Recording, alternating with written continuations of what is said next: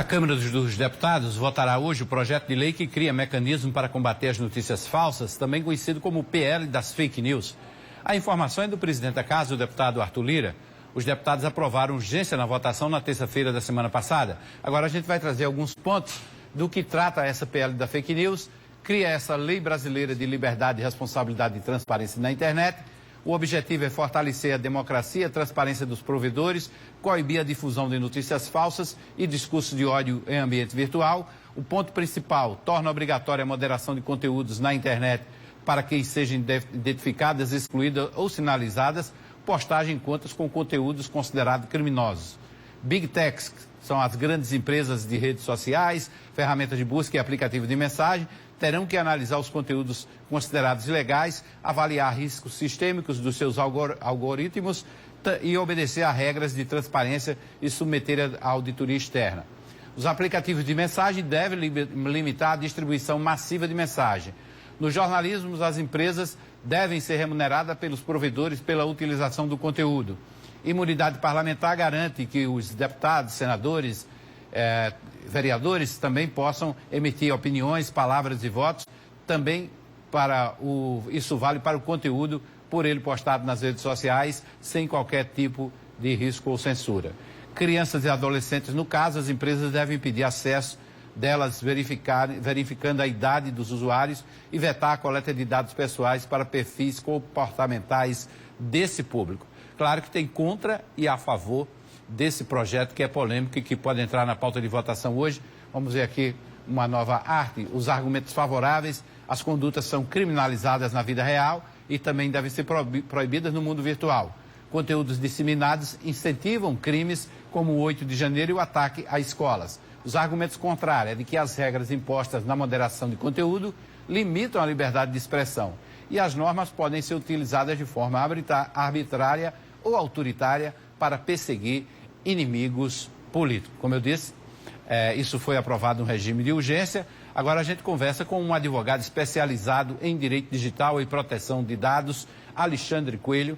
A gente vai falar desse ordenamento jurídico que já existe hoje no país e acho que possui algumas ferramentas que são necessárias para responsabilizar esses infratores. Não é isso, doutor Alexandre? Boa tarde, seja bem-vindo. Boa tarde, Hermes. Estou aqui à disposição. É um grande prazer falar com você novamente. Bom, doutor Alexandre, efetivamente o marco legal civil da internet já contempla essas punições? Sim, Hermes, sim. O nosso ordenamento jurídico, atualmente, ele já possui todas as ferramentas funcionais necessárias para a responsabilização dos infratores. Isso eu não tenho dúvida. Até a semana passada, né, nós tivemos aí um caso com relação ao Telegram e ele foi para o judiciário e foi resolvido com base no Marco Civil da Internet. Uhum. Tá. E a aprovação dessa lei hoje, se ela realmente acontecer, passar pela Câmara, isso vai trazer prejuízos para a liberdade de expressão? Sempre quando a gente fala, Hermes, em ter uma entidade única como sendo a dona da verdade, ela que vai dizer se é fake news ou não uma determinada publicação, isso é sempre temerário, seja em que governo for, seja no atual governo, ou em governos passados, ou em governos que virão, né? Isso é sempre temerário porque a gente não sabe como que essa entidade vai interpretar o que é fake news ou não e se isso tiver algum viés político.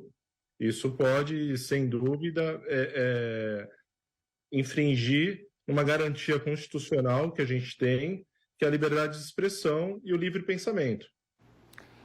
O relator dessa lei, o deputado Orlando Silva, que é do PCdoB de São Paulo, promete retirar alguns pontos do seu parecer. Um deles seria exatamente excluir essa questão da estatal que iria fiscalizar.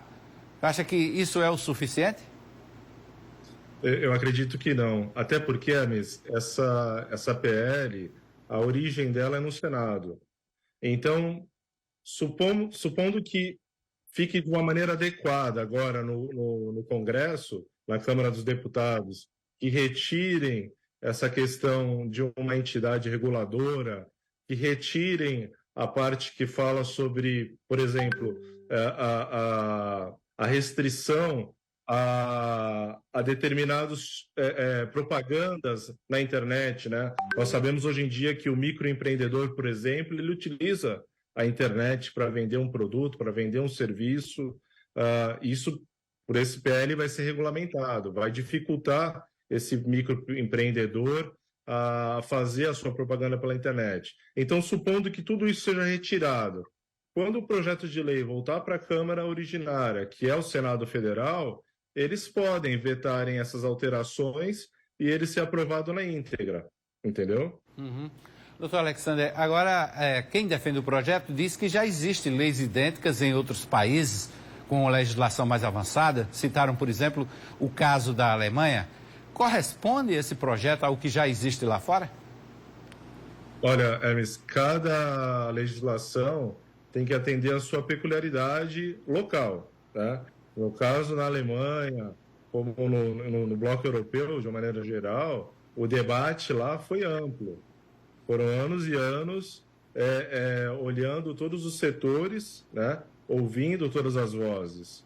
Eu acho que a temática trazida por esse PL, ainda que seja bem intencionada, ela exige um debate público equilibrado, maduro, né? E pautado principalmente nos direitos básicos e fundamentais da nossa Constituição, que é a liberdade de expressão, o livre pensamento, né? A liberdade religiosa. Então, tudo isso envolve muito equilíbrio e maturidade, na minha sincera opinião. E isso é o que a gente não tem no momento no nosso país, infelizmente. Então, o ideal seria retirar esse projeto de pauta e discutir com os mais diversos segmentos da sociedade. Sim, sem dúvida. Eu acho que o ideal seria ter um debate amplo, né, com a participação da sociedade civil, com a participação dos meios de comunicação, com os especialistas em tecnologia, em direitos humanos, enfim. Um debate mais amplo e mais maduro e sem pressa, né? A gente pode melhorar o que já existe, eu não tenho dúvida nenhuma.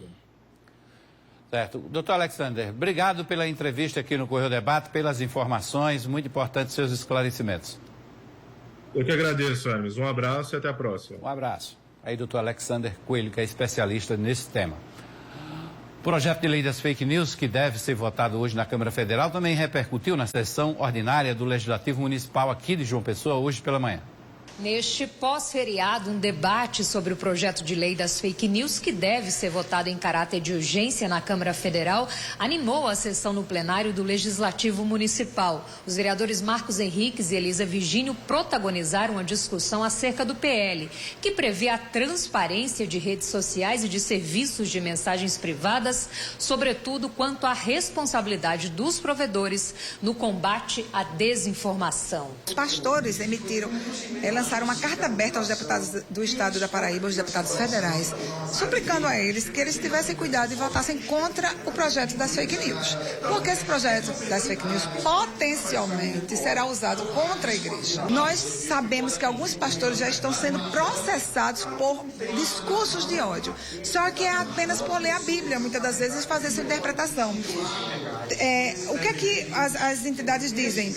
Teremos até mesmo que, entre versículos, em especial o Antigo Testamento, há textos que podem ser considerados sob a perspectiva de determinados grupos como discursos potencialmente ilegais, podendo ser vistos como discriminatórios ou de incitação à violência, se interpretados isoladamente. É um projeto que vai coibir as mentiras, ele vai tirar conteúdos criminosos das plataformas. Entendeu? Então, quem é contra esse projeto defende o status quo de mentiras, defende você estar dentro do gabinete do ódio, que sempre divulgou mentiras. Então, eu acho que esse conteúdo ele veio para disciplinar, porque inclusive o aumento da violência nas escolas foi gerado por conta dessas desinformações. E essa fake news é justamente para responsabilizar não só as pessoas, mas também as plataformas que estão divulgando esses conteúdos falsos. Já o vereador Carlão usou a tribuna para reafirmar a independência política,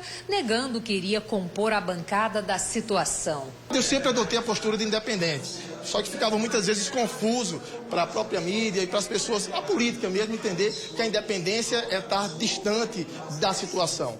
Me coloco como independente e desde o meu mandato eu venho apontando erros e aplaudindo acertos da gestão.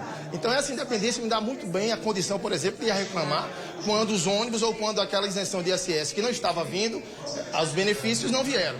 Poucos vereadores trataram sobre isso. Então, esse é o meu posicionamento. Independente, eu não tenho nenhum emprego na prefeitura, a minha posição de independência permanece e eu vejo que isso vai contribuir muito mais para João Pessoa.